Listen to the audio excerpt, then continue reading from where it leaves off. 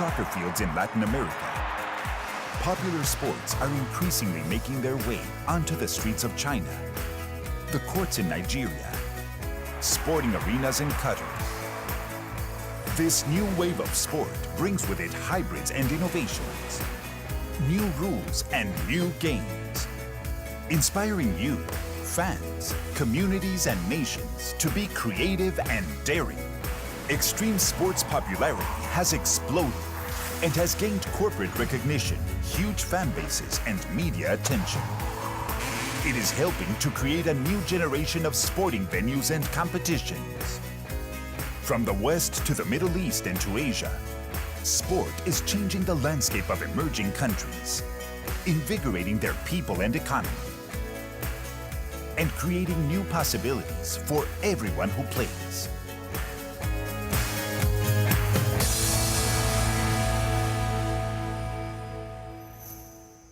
Ladies and gentlemen, please welcome back Adnan NAWAZ. And welcome back to all of you. So it's about the new frontiers of sport, and it's not just about taking new sports to established markets, but also established sports to new markets. I saw underwater ice hockey there. Sepak takraw, that's a very interesting Asian sport. I don't know if you've ever heard of fronton. I was in Peru a couple of months ago. This guy was telling me, oh, you must try this sport. It's called fronton. It's a bit like squash. And I played paddle tennis in Mallorca just about 5 days ago. All really interesting sports that actually visually as well would really make for quite good TV. So we have Ho Bin. Ho Bin is a triple Paralympic champion from China in the high jump. And Ho Bin, you also lit the Paralympic flame in Beijing 2008. Bobby Sharma, IMG, Senior Vice President. Basketball is your main thing, I believe. But you also try to develop and manage media rights, for new markets. And Laurent PETRYNKA, Laurent, you're from France. It says here, President International School Sports Federation, but you've also worked bilaterally with a few Latin American countries as well, close relationships, especially Brazil, I believe. And you're also the National Director of France's National Union of School Sports. That's the federation that manages sports in France's secondary, the senior schools. So we're talking about, let's say, first of all, new sports in established markets. Bobby, can you sell me or sell the product, cricket, to China? How do you do that? I was prepared for the question. I still don't think I can answer that. But if forced to give an answer, I'd say probably not. I'd say that, are there other established sports that could be sold in China? Absolutely. And the premise of this being that globally, there's incredibly unrealized potential, an enormous amount of unrealized potential, both economically and socially. The mature sports economies are basically limited to United States, Western Europe, and Australia, and even those have come of age only in the last 2 or 3 decades. And as late as the 1990s, the EPL was a moribund league with a £3 million. The English Premier League. Yeah. Yes, just now one of the most dominant, if not the most globally dominant sports leagues, with £1 billion+ a year media deal. Had a £3 million deal as late as the 90s. The Taylor Report came out, and through a series of changes, systemic changes and standardizations, the EPL has become the global force and economic force that it is. In the 80s, I used to work at the NBA. The NBA in the 1980s had their playoff games on tape delay. And it really wasn't until 1992 and the Dream Team came about when the sort of global and commercial explosion, also the confluence of Michael Jordan entering the picture and Larry Bird and their great rivalry, when that league started becoming an economic force. So if in 2012, Pricewaterhouse estimated that the global sports economy was $120 billion. It's the last reference I saw to the sort of aggregate value. But if you extrapolate the rate of growth, even at a 10% compound annual growth rate, extrapolate that a couple of decades, you're talking about hundreds and hundreds of $billion in value to be grown. And our premise in my work at IMG has been that much of that will be grounded in the creation of world-class, from the same constructs as these Western sports leagues, professional sports leagues and entertainment products. And it's because it's the live domestic content that has such great exponential value in our information modern media age. You've raised so many issues that we're going to talk about over the next 25 minutes or so. But because we started with China, let's stay with China. Ho, cricket is a massive sport in some parts of the world. But which established sports is China ready for that it doesn't have at the moment, do you think?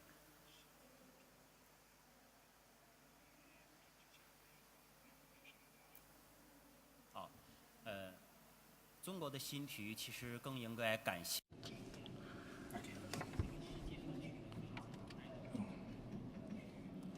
For Chinese,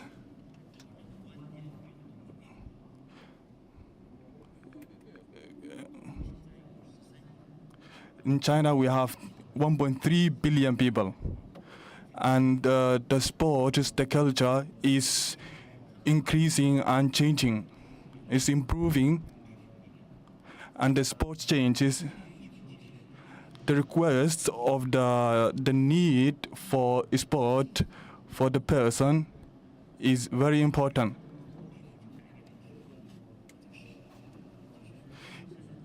In China,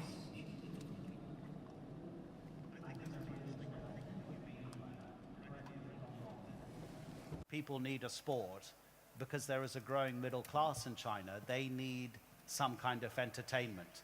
Is that what you're saying? Because the audience is already there, they just need to find the right product to give that audience.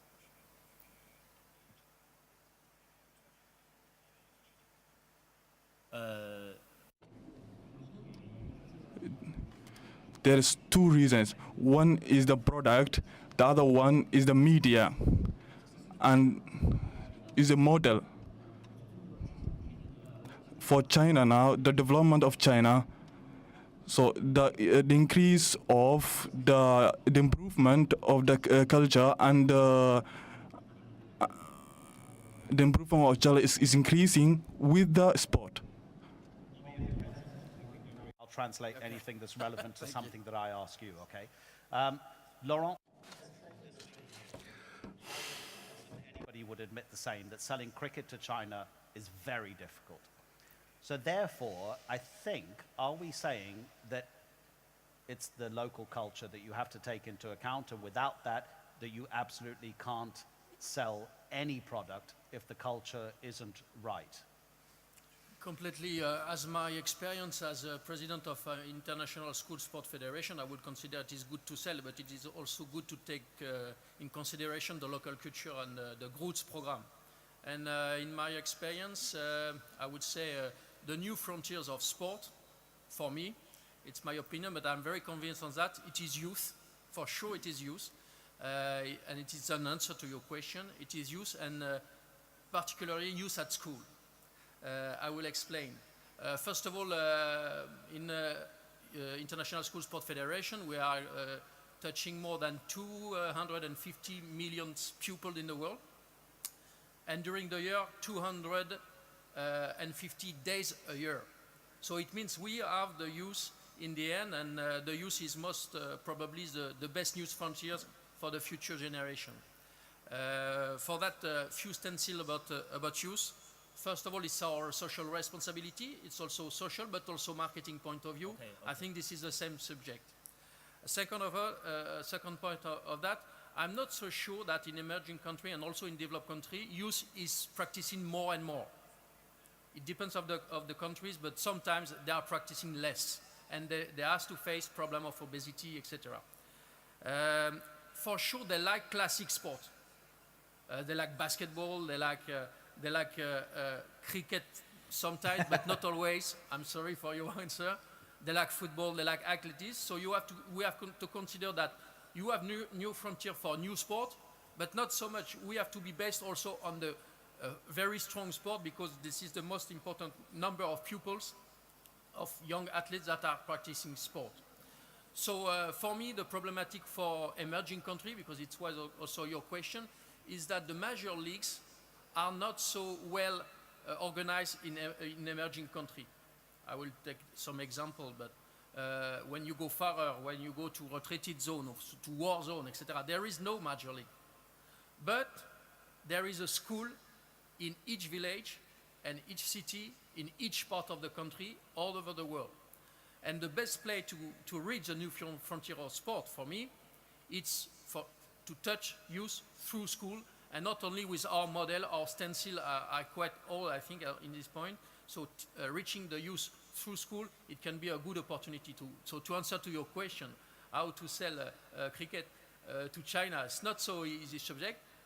China is practicing a lot of sport. They are one of the most famous country in school sport, for example. So up and down, it could be the best policy to increase the practicing of youth. Bobby, okay, listen, okay, but I was going to talk to you exactly about one of the issues that Laurent raised about major leagues in emerging economies markets, because that's one of the things that you're really involved in right now, trying to set up a professional basketball league in Nigeria. What are the big challenges there? How is it going? Yeah, I was just going to jump off of something he said, and then I'll talk about Nigeria, I'll talk about India. But at the end of the day, yes, emerging markets are the focal point for this sort of development, in the sense that GDP growth begets middle class growth begets disposable income growth, which begets consumption, which ultimately creates competitive media markets. And if you look at the difference between the developed sports economies and their top flight leagues and their success and any other league, and even in some of the developed markets, the backbone is the media piece. And in the emerging economies with which present the largest opportunities, it's simply based on the macroeconomics and the demographics. So you look at Nigeria, it's almost 200 million people. 2/3 of the population is under the age of 30. You look at India, half the population of 1.2 billion is under the age of 25. And you have this enormous emerging middle class that literally in the next decade is going to grow by 1 billion. Within the next 2 decades is going to grow by 3 billion. So there's an enormous amount of disposable income and consumers looking for a place to put their money and a place to be entertained. And we all know, all at a conference like this, the power and appeal of sport, and as an economic consequence and as a social consequence. And it's a proven fact that high quality domestic sports on home soil resonates incredibly. So the London Olympics was watched by 90% of the UK. So even in the most advanced, mature sports economies, that's the case. But we always hold out at IMG the work we did to help the BCCI, the cricket board in India, create the IPL, is the prime example of demonstrating this need and illustrating this point, that the need that was fed. Was conceived in 2007. I wasn't there at the time. I was at the NBA at the time, but and a lot of people take a lot of pride in this for some reason. But the whole thing came together very quickly in less than a year, and the launch teams were sold for $90 million, and the expansion teams a few years later were sold for $350 million. And that's just the teams, let alone the salaries that they're paying the players. And what's even more crazy is these were essentially licenses for teams, not like the deed in perpetuity like North American sports leagues are. So they have $1 billion TV deal now too, and that's all premised on the reality of the hundreds of millions of people that watched it. And very recently we launched a soccer league in India where we've had 170 million people, I think, watching it.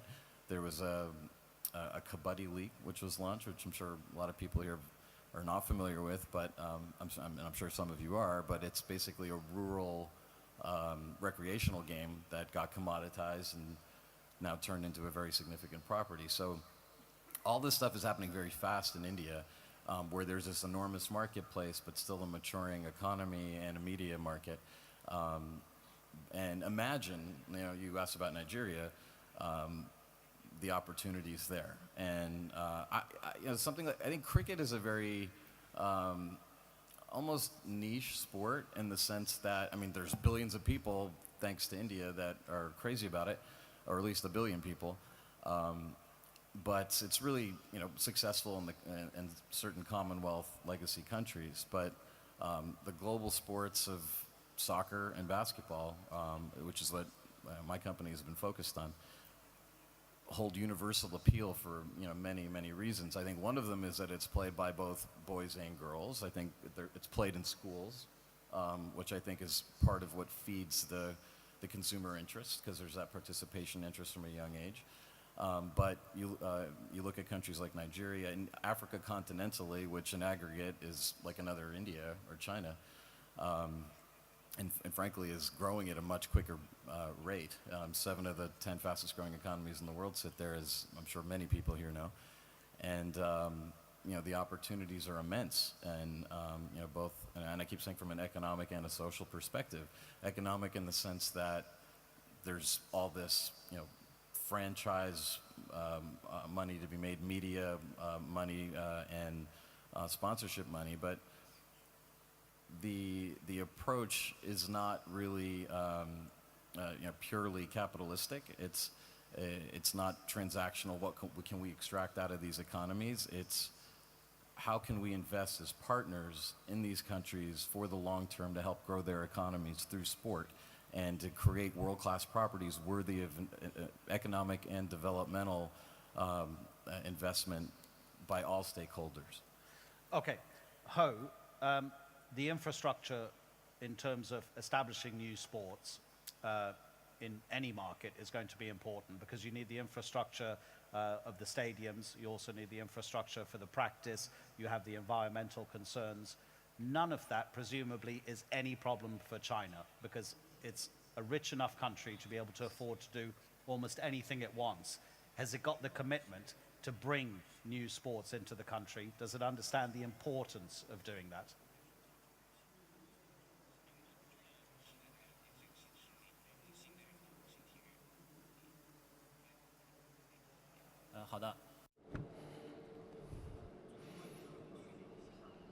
There's a very interesting program in China. There are like 13 persons. They walked hiking on Gobi Desert. I walk with 1,500 players, competitors, with walk on desert. They are all from the companies. They are all like bosses, or the organizer from the famous companies. They come together, they walk on the desert for 4 days, and then realize that what's the meaning of life. And everyone changed. They changed a lot since after the challenge. The huge change after 2008 Beijing Olympic and Paralympics. There's a huge space for China as well. There's the great advantage for China to grow this market, the new sports. And he's talking about Linar, and who is the famous tennis player. And then she's a great example for people, for the whole world, to promote Chinese new sports. Okay, thank you. The delay is because of the translation that we're getting and you're all getting. Laurent, what qualities are transferable? What can new sports learn from the established ones? Which values are transferable? I strongly believe that listening to you, that there is a win-win-win situation. We say win-win, and I will say win-win-win.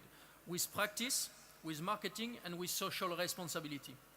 And I strongly believe that we can work on the three subjects, and most of the time the social responsibility is one of the parts which is not really clear. For example, I believe in the policy to give to the new countries very fast big events, big events. That policy was adopted by Qatar, by China, by Turkey, by Brazil. All the last emerging country, now very developed country, have reached the opportunity to organize big events. And when you organize big events, immediately it has an impact to the practice for youth, of course, but not only for youth. Impact of the structure that you told for China. So there is immediately a big impact. So we have to trust the new countries to organize a big event. But I will add something very important. I think now that CSR, the social responsibility, is not taken by big organizations and also big bodies. I will give some example.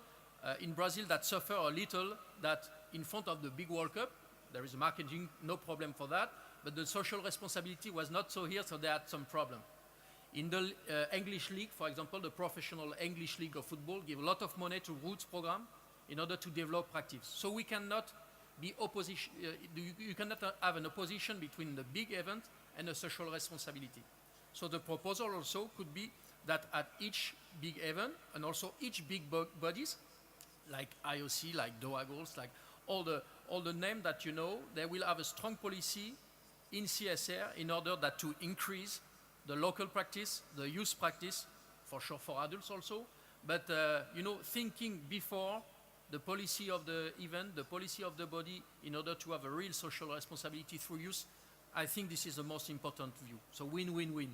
Okay, but I'll pick up on your point of giving the big events to certain countries. There is another way to market an established sport in a new market, and that's to take your established sport to that new market.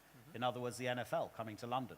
The English Premier League, which we're talking about a lot, is now again thinking about taking some of its competitive games we're talking about to the United States.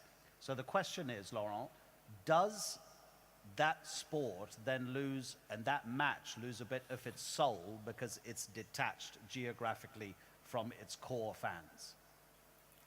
It is our responsibility to go to spread the new values of sport. So it is really clear that you must impact.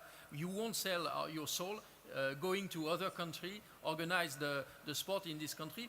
More than that, because we are always talking about social responsibility, but it's beginning to be more and more important in the world. If we don't do that, in some countries, we must admit they will have a lot of problems. So it is not only doing sport. This is really a political message that the major leagues can do a special effort in order to impact, organize events, growing bodies inside the country in order to bring peace and to bring also a lot of practice will mean a lot of social responsibility also. Bobby, how do you measure the success of a new sport? Do you judge by the number of fans in the stadiums, the amount of media coverage, the amount of TV revenue that's being paid to televise that sport? What is it exactly that you're looking for to measure the success? I think from a business perspective, it is all those things. But you know, picking up on your last question, I think I mean you asked whether the sport is losing its soul by playing games outside of its home. Yeah, I suppose. Yeah. So I think that you got to maybe fine tune that because you know, soccer isn't just the EPL, and if the EPL is playing games in the United States, it's to grow their fan base as a business. And I think in the world we live in, even the most successful leagues have to do that in order to grow their bottom line. And so in the case of the NFL, with and I think it's, you know, well understood that within a few years they'll have a team in London at the direction Correct. they're pointing. I don't think that's selling their soul at all. If anything, it's expanding your soul. And so, in the sense though that those are ultimately businesses. What's more interesting is the question you initially posed about something like cricket in India. But I think really, if you look at you know, we'll say basketball in India is a better example where it's something that is played in I'm sorry, you said cricket in China, right? Cricket, yes, that's sorry. right. Yeah. But basketball in India is a better example because it's actually something that they know, but it's not commercialized. So, and again, it doesn't do anything to the spirit or soul of the game of basketball, but grow it. And I think it's win-win in the sense that the more we create a consumer culture for professional sports, you're really creating that culture of health and wellness and social interconnectedness that comes with sport. And so it's not really a loss in any of these equations. I think it's a gain. Hobin, basketball in China is approaching, the basketball league there is approaching its 20th anniversary, only 20 years. What was the popularity like before the event of Yao Ming, and is it really due to him that the sport has become so popular in your country?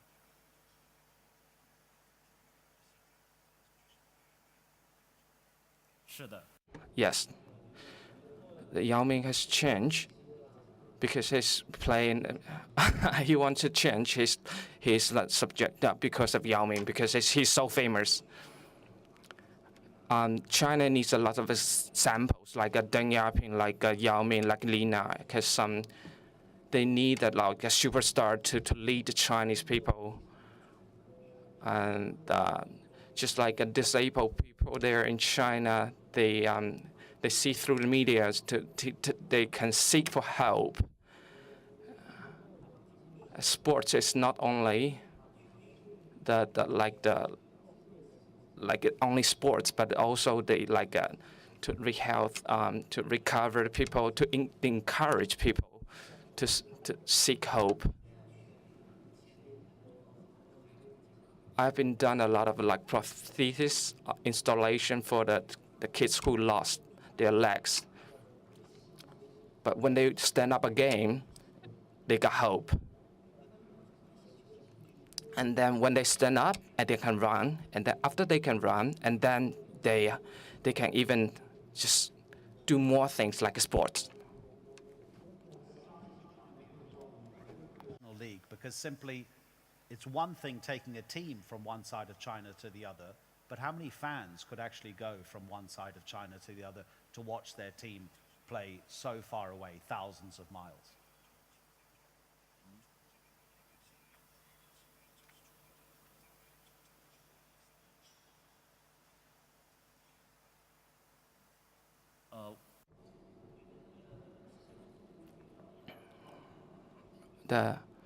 The main the audience that they get through the internet, television, but not just by traveling from side to side. And the media works a lot in China because and China needs a lot of new media to come to China to promote new sports. They need like a process, and China is welcome, or like the new sports to. I've been talked to the gentlemen in the green room, and then his son is 4 years old, and he likes soccer and basketball. So sports, new sports to Chinese is not only because he changed the life, their family lives.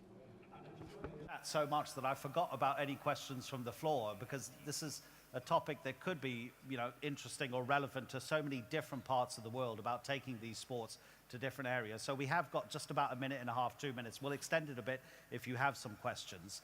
But in the meantime, Ho is talking about TV and internet viewers in one side of China watching their team playing on the other side. The Primera Liga's Super Clásico a few weeks ago, it kicked off particularly early in Spain because, as Florentino Perez has been saying for quite a few years, the Real Madrid president, he wants to capture the Asian market. And that's one of the reasons the English Premier League is so popular, because of their early kickoffs.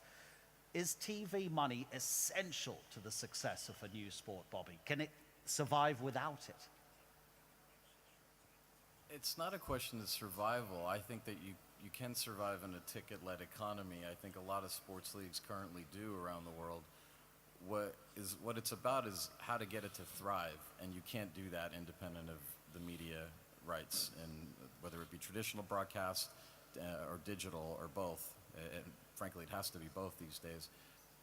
That is the fundamental key towards success. And that's not to say that it's all about revenue to be put into the pockets of the corporates. It's really about revenue to come into the system to create the right infrastructure and operational systems to establish that world-class property. And so without the viewership, without the broadcast money, you have an inability to deliver a world-class product. So it's a chicken and egg kind of thing, but structured the right way and executed the right way, there's this enormous amount of opportunity to create, not only in the emerging world. The emerging world is just where the biggest margins are, where the biggest ground floor opportunities lie. But even in the developed world, I think we can look at many advanced economies and look at their sports leagues and say that's not like it is in the United States. That's not like it is in the UK. That's not like it is, or even certain leagues in the UK don't even fit this. But and that's not what it's like in much of Europe. And there is an opportunity to commoditize this, and it all gets back to the question you posed to who, which is about the time and what you're alluding to with this question. The value of live domestic programming, sports and entertainment programming, is just growing exponentially by the day, and that's simply driven by the fact that, and I mean, as great as the NBA is, it will always struggle to have a significant media valuation in India because its games are on at 4 or 5 a.m., 6 a.m. in the morning. Could an Indian Yao Ming help change that and move the needle? Absolutely. Could it turn it into a true billion-person market valuation? A billion-person market valuation? Not so long as it's not time-friendly. And the UK has always had the strength of being very time-friendly to, almost all of the world, including the United States. The games are not on at an unreasonable hour. They're on at 10 a.m. on a Saturday.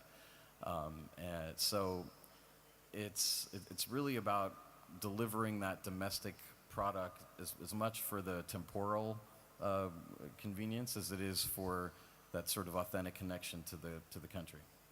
Bobby, thank you very much. Any questions from the floor then? There is one hand up there and one over here. So if we can quickly, Bob, directing me, can you just tell me, have we got the time for these? Can we take these 2 questions? Okay, 2 questions only, so carry on, please. Okay, I am Ishita from India. I want to ask, can you tell us more about the challenges or the problems in establishing, say, basketball or squash in India?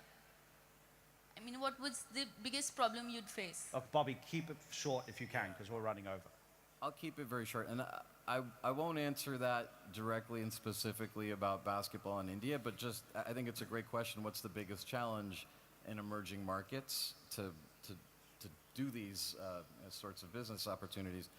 And I think there's a tendency in much of the world to use sports as a political pawn as opposed to an economic engine of development. And it's overcoming that challenge and getting the stakeholders to understand that treating it the latter way is going to be a win for everybody, not just certain segments. Excellent. And just over here, sorry, this gentleman caught my eye in the blue jacket here with the light shirt. Sorry, sir, because we have gone over time, but if we can have this one. Jason Hensel from Jamaica. The UFC has become so popular, it seems almost overnight. What is the The Ultimate Fighting Championship we're talking about, right? UFC. Yeah. Do we see that threatening boxing, and what do we see that looking like 5 years' time, kind of good and bad? Anybody, do you know UFC, Ho Bin? Yeah. Okay, you know this. Do you think it can challenge boxing? This is basically guys who are allowed to do almost anything except bite each other, pretty much, okay? Ultimate Fighting. Do you know this? Yeah. Okay. Can it challenge boxing?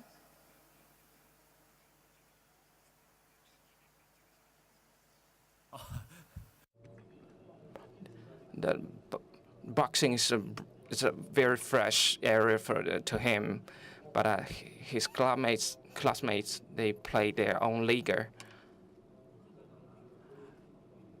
and he want to explain that China needs more like variety of sports, and he would like to talk about some new sports.